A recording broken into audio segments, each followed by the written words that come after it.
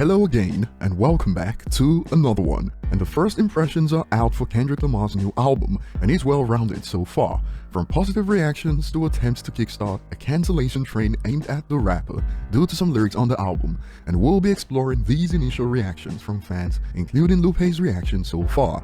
So first of all, what looks to be getting a huge chunk of the attention on the album is the song We Cry Together, that's drawn comparisons to Eminem for obvious reasons. In fact, for some on social media, this is news, as it's the first time they hear Eminem's influence on Kendrick Lamar. When he's spoken about Eminem's influence in the past, for instance, speaking with Vanity Fair in 2018 when he was asked about how he's able to play on words, and this was his answer: "It comes from my love of hip-hop. Eminem is probably one of the best wordsmiths ever." Kendrick says, "There's a whole list of why, but just bending words. The Marshall Mathers LP changed my life."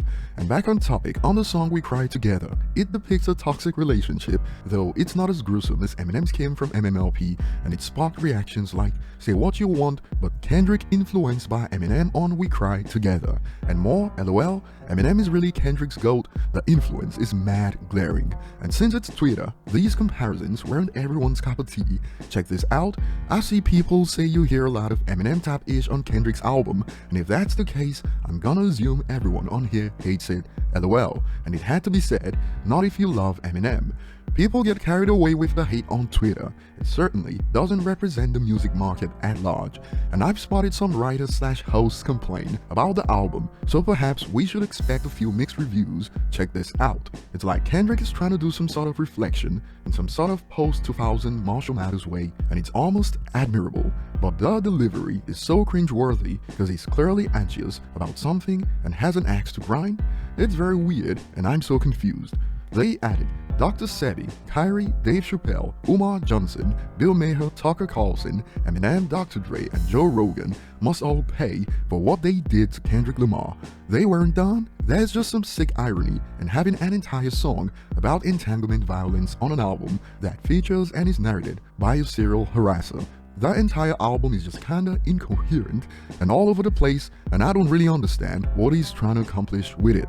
I believe the host/media journal wasn't being completely transparent on their issues, but some didn't hold back and went straight to kickstart the cancellation train with this. Kendrick hopped in the studio for 5 years and came up with his phobic and phobic slurs, Kodak features, talking about entanglements with white women and being anti-cancel culture for the wrong reasons. Like he said on the album, he's aware that he won't be able to please everyone, and in this case somewhere triggered by the subject matter of some songs, hence more. So this album was pretty much Kendrick going the Eminem route, shock value, and going to war with cancel culture. Sorry brah, but this a pretty corny direction.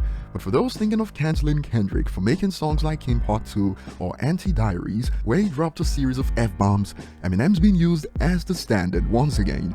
If I see any of you clowns cancel Kendrick and not Eminem, well, y'all have been warned. Moving on, Kendrick also name-dropped Kanye and Drake on the song Father Time, stating, "Daddy issues kept me competitive, that's a fact, dude.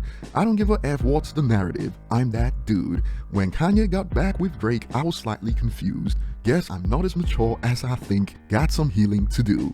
And these bars sparked reactions all over the place. Some see it as a shot, Kendrick really don't like Drake, and some took things further. That Kanye and Drake line so passive-aggressive, laughing my bum off. What's it even meant to mean? First off, Kendrick ain't no beef hungry dude, and he literally just forgave Nipsey Hussle on his behalf on the song Loudly Crying Emoji. Or perhaps, like many on the internet when that happened, he was just slightly confused because of everything that went down before they made up. And Lupe Fiasco looks to be enjoying the album so far. He tweeted, "Report from Hawaii, exceptional work Mr. Lamar." And just like the last time when Lupe made a positive comment about Kendrick after the Hot Part 5 dropped, some are asking, "Laughing my bum off, thought you hated him. Now get on a song together for frick's sake, we need it." But over to you guys, what are your first impressions so far, your favorite songs on the album, and more? Tell us below. Thanks for watching, like and subscribe if you enjoy content like this, and see you on the next one.